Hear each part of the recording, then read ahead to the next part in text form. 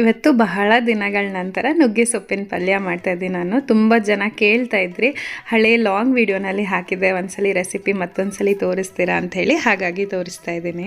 ನುಗ್ಗೆ ಸೊಪ್ಪನ್ನ ಚೆನ್ನಾಗಿ ಬಿಡಿಸಿ ತೊಳೆದು ಬೇಯಕ್ಕೆ ಇಟ್ಕೊಂಡಿದ್ದೀನಿ. ಅದು ಬೇಯೋ ಅಷ್ಟರಲ್ಲಿ ಇಲ್ಲಿ ಪುಡಿ ರೆಡಿ ಮಾಡ್ಕೊಳ್ಬೇಕು. ಈ ಪುಡಿಗೆ ಒಂದು ಬಾಣಲೆ ಇಟ್ಕೊಂಡು, ಬಾಣಲೆಕಾದ್ಮೇಲೆ ಒಂದು 4ರಿಂದ 5 ಒಣಮೆಣಸಿನ್ಕಾಯಿ, ಬೆಳ್ಳುಳ್ಳಿ ಮತ್ತು ಕಡಲೆ ಬೀಜ ಇಷ್ಟನ್ನು ಹುರ್ಕೊಂಡು ತಣ್ಣಗಾದ್ಮೇಲೆ ಪುಡಿ ಮಾಡಿ ತೆಗೆದಿಟ್ಕೋಬೇಕು. ಸೊಪ್ಪು ಪೂರ್ತಿ ಬೆಂದಿದೆ ಅಂತಂದಾಗ ಒಂದು ಬಾಣಲೆನಲ್ಲಿ ಎಣ್ಣೆ ಹಾಕ್ಕೊಂಡು, ಎಣ್ಣೆ ಕಾದ್ಮೇಲೆ ಸಾಸಿವೆ ಈರುಳ್ಳಿ ಹಾಕ್ಕೊಂಡು ಒಗ್ಗರಣೆ ಮಾಡ್ಕೋಬೇಕು.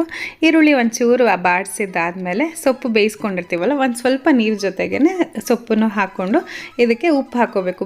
ಬೇಯಿಸ್ಕೊಳ್ಬೇಕಾದ್ರೆ ಸೊಪ್ಪಿಗೆ ಉಪ್ಪು ಹಾಕಿರಲ್ಲ, ಹಾಗಾಗಿ ಇವಾಗ ಉಪ್ಪು ಮತ್ತು ಹುರಿದಿಟ್ಕೊಂಡಿದ್ದಂಥ ಕಡಲೆ ಬೀಜದ ಪುಡಿ ಇಷ್ಟನ್ನು ಹಾಕ್ಕೊಂಡು ಚೆನ್ನಾಗಿ ಬೆರೆಸ್ಕೊಂಬಿಟ್ರೆ ನುಗ್ಗೆ ಸೊಪ್ಪಿನ ಪಲ್ಯ ರೆಡಿಯಾಗೋಗುತ್ತೆ. ಈ ಪಲ್ಯ ಎಷ್ಟು ರುಚಿಯಾಗಿರುತ್ತೋ ಆರೋಗ್ಯ ಕೂಡ ಅಷ್ಟೇ ಒಳ್ಳೆಯದು.